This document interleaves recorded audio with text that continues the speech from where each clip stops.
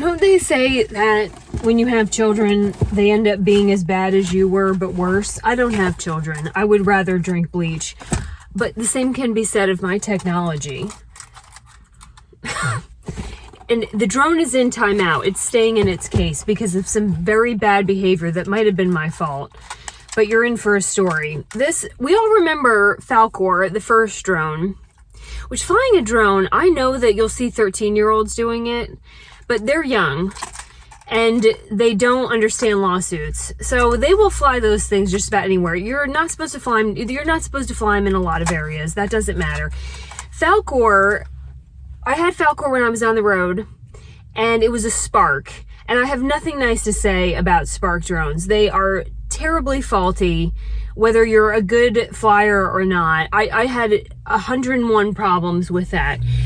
I will say that when Falcor flew away, that wasn't entirely Falcor or Spark's fault.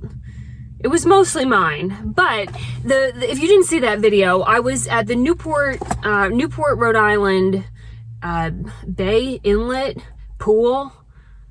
I don't know, marina. I'm very tired. The place in between the land where the boats go to park. That's where I was. It's very large. It's huge. And it was full of boats that day. It was beautiful out. And I went out with my friend Sailor. That's actually his name. Saylor. I know. Millennials. But we went out on the boat, and I had this brilliant, gifted idea that I would put up the drone while we were sailing and get these epic shots going around this Bay Marina lagoon thing that we were in. And then I would land it like as though I had flown this thing 1,000 times before. And in my head, it made sense. This will be easy. It'll be epic. Put up a beautiful video. That's not actually what happened, because it only made sense in my head. The problem is when you put up a drone, they go up about 4 feet and then they hover. And it gives you a chance to get the drone levitated and then tell it where to go. Unfortunately, on a sailboat, when you put the drone up 4 feet, you are still moving. So from a perception level, it is flying away from you, but it's actually not. And when I say that and you hear it and we're both stable, it sounds like you should be able to handle that without much effort. Unfortunately, when you separate quickly from hundreds and hundreds of dollars, your brain doesn't go, well, hold on, let me pause and get myself together and figure this out. Instead, you go, oh my God. That's how I actually acted on the boat. So Falcor and I start separating, and I immediately do what you're not supposed to do, which is panic and try to reunite oneself with the several $100s. The other issue was once I started to fly Falcor, it just went batshit crazy. It was flying sideways. It was flying upside down. It was doing like, what do they call those? The Blue Angel, like barrel rolls in the sky. It just went bonkers. And I knew that I had lost control of the drone. And then I hit once the battery started to die, because the battery on a drone is like a couple minutes long. It's really pathetic. And I understand you're asking a tiny airplane to stay up in the air and do all kinds of things on a very small lithium-ion battery, but the technology there is not awesome. It started to die, and so I did the thing that I had to do, which is just land this thing and put it out of its misery and put me out of my misery, because I could not get it back. And so I hit land, and it was sort of like watching the Titanic. That's a really poor comparison.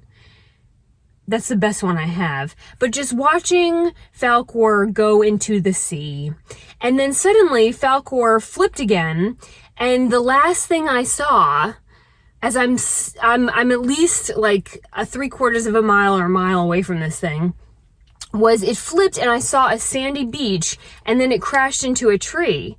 So rather than dive bombing to the ocean, Falcor had actually found land and drove itself into a tree. And the miraculous part of that story was, as we were so far away staring at this vast seashore trying to figure out where it was, there was only one tiny patch of the whole coast that we could see sand on. And so obviously I destroyed Sailor's evening and made him go to the other side, and we found the patch and we got on land, and miraculously I found this thing. It never flew again though.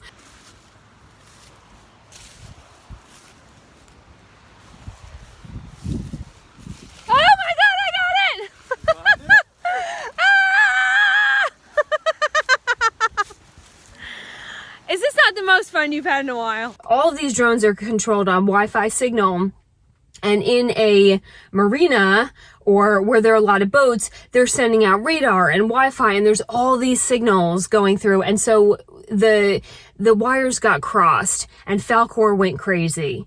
And so I lost that drone. I mean, I got it back and that was victorious, but it died a death after that. I replaced it with this. This is and I'm not promoting this company in any capacity, but this is actually called a DJI, broke it. DJI Mini 2. Same kind of expense level, but I bought this mainly because as a replacement, because I hated the Spark so much and because it's terribly compact. And when you are traveling, whether I was on the road or for real estate, which is what I use this for now, just when you have like all the claws out, it's ominous. You have to have a big case. It's a pain in the ass. It gets damaged easier. And so what I like about this is that the arms and legs fold out, and then you have your full drone. So that is much better as far as I'm concerned. And I can't even explain it. There's just a better control between you and the drone. Getting the Spark to connect to Wi-Fi was, you had to reboot it every time. It was really a pain in the ass. So I've not had really any issues with this until this week. I've had a batshit crazy week. It's just like the gates of real estate opened up, and everyone, I think, because they're not as afraid of COVID anymore, and it's warm and it's beautiful here in the South, and the azaleas are blooming. Everyone wants to go see a home and put in offers this week specifically. I got a listing, a beautiful home out in sort of the country, pretty close to things though. And so I did what I do for all my listings. I go take the beautiful photos and the video, do the walkthrough video, and then get the drone up. And so I had this amazing idea. I was gonna do this epic like sweep from the yard up and over the house. And what I didn't calculate, because you're staring at your cell phone screen and the drone, the perception is a little bit wobbly because it's a wide angle lens. So what you're staring at is here, but the blades, oh God, the blades are over here. So you can't really cut it that close. And this is a testament to why you can't cut it that close. I went in for this shot. I was so proud of myself as beautiful it was looking. And then I hit a tree branch. Now when these flimsy things, come on Casey, when they touch anything, it will tilt it on its side and it will crash. So I heard it hit the branch, and it sounds like a weed whacker because that's essentially what it is. And then I just waited for it to fall from the sky, and you pick it up and you try again. Only that didn't happen. Instead, this drone, which has not been named and hopefully will still fly, I'm about to go down to the river to figure that out. But it just tangled itself in a tree, and not just any tree, a tree that was about 30 feet tall. And I just stared at it, waiting for it, and I kept hitting the button to restart it to get it to like propeller itself and fall out, and it didn't. So again, there's hundreds and hundreds of dollars now 30 feet up in the air with no sign of coming down. My poor homeowners were just a little bit baffled as, I'm a professional, but I now have kind of an emergency. Nobody knew what to do because you can't get a ladder up that high. You can't lean a ladder against a 30-foot tree, and I'm not climbing a ladder like that. I had high heels and a suit on. Yes, sometimes I get decorated during the week. I can't figure out how to put this back on. It doesn't matter. I could not get the thing down. I didn't even care about the drone anymore. I just wanted the footage, so I could edit this listing to get it live. We could not figure out how to get this thing down. And so I did the responsible adult thing to do, which is I called a friend and I told something of a white lie, just a little bitty. I needed a lift. I needed a way to get up there but not have to lean against it. So I called a friend in one of the volunteer fire departments. This isn't volunteer, Wilmington Fire Department. This is one of the only things I got out of a relationship from years ago was this visor. But anyway, I called them and I said, hey, I have something of an emergency. I have a 1-year-old stuck in a tree. You have a 1-year-old stuck in a tree? Yeah, about 1-year-old with 4 appendages, kind of pale complexion.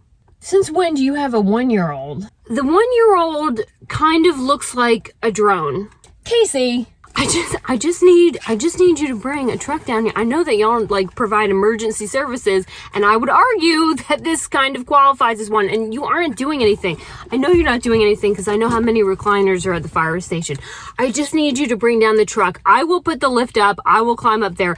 I just need you, like when you're on the way to another call, can you please just come here and just get my drone for me, please?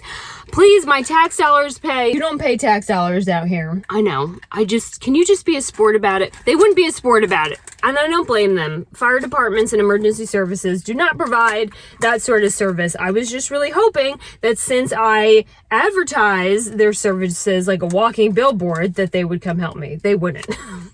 So instead, I called some friends out in this county and we got on the tree and shook all the branches and the base of a 30-foot tree as hard as we could. And eventually the drone fell down, and hopefully it will still work. But once the motor gets wonky on this, it doesn't work.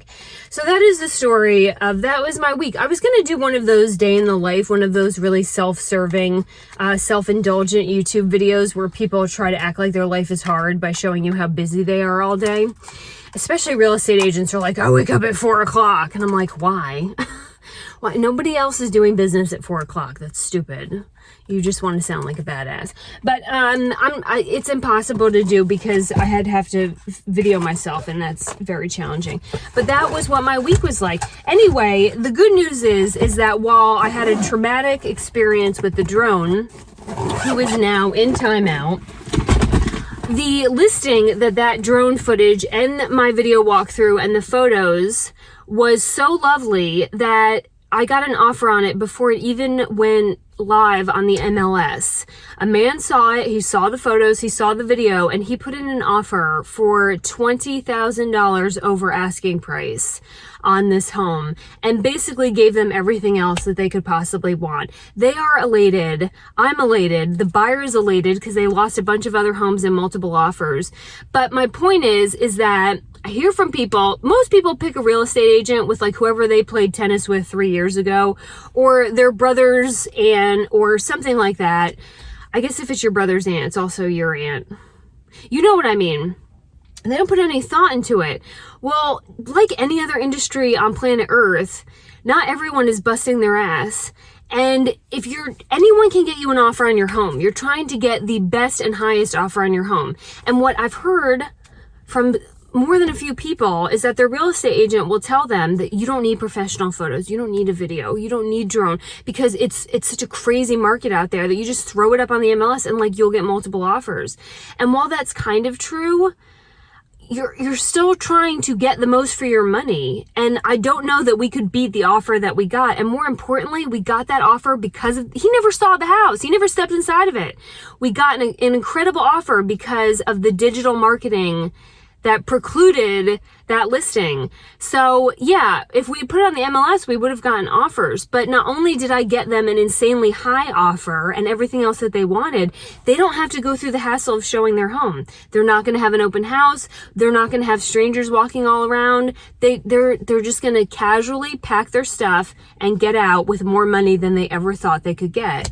And that is my point, is when it comes to selling anything, partner up with the person who's willing to do the most work, whether or not you're selling a $5 item or $500,000 item. Like, you deserve that. I work. These are my bosses. I work for my clients. If your real estate agent or whoever you're hiring to sell your boat or your car or anything else isn't putting in the optimal and highest amount of work, then like, why the hell are you going to pay them?